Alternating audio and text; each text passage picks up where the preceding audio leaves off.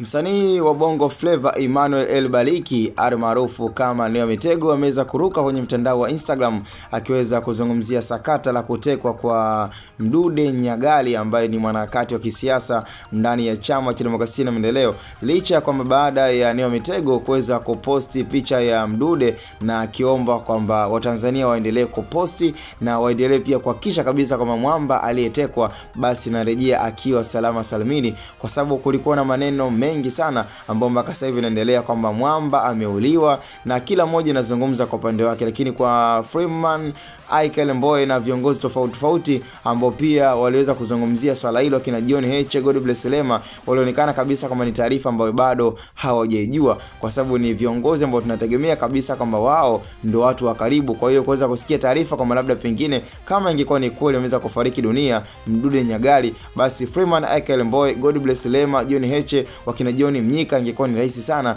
kuweza kuzungumza. Kwa hiyo ni swala ambalo wanaamini kabisa Tanzania kwamba mwamba huyo ametekwa lakini bado hajauawa. Lakini ni issue ambayo Neo Mitego ameweza kuruka naye katika mtandao wa Instagram akiweza kumposti na kuzungumza kabisa kwamba Watanzania ni wakati wa kuweza kupaza sauti ili mradi Freeman na kuweza kumfree mwamba huyu Mdude Nyagali basi aweze kurejea katika maisha yake ya kawaida. Ni mwanaharakati ambaye mara kadha amekuwa amekiprotesti, yani kupinga serikali Tanzania na vile ambavyo imekuwa ikifanya. Kwa hiyo huenda hatujajua mpaka sasa hivi sababu imekuwa ni ipi ama chanzo ni nini ambacho kimefanya mpaka sasa hivi Mdude Nyagali ameweza kukamatwa na kuweza kupewa changamoto ambazo mpaka sasa hivi familia na hata baadhi ya watu wa karibu wamekuwa wakiona kabisa kwamba hawadhani kama wanaweza kupata muafaka sahihi wa Mdude Nyagali. Sasa nafikiri nisikuchoshe sana, na kazi yangu sio kukumalizia bando, lakini kazi yangu ni kuletea taarifa kwa umakini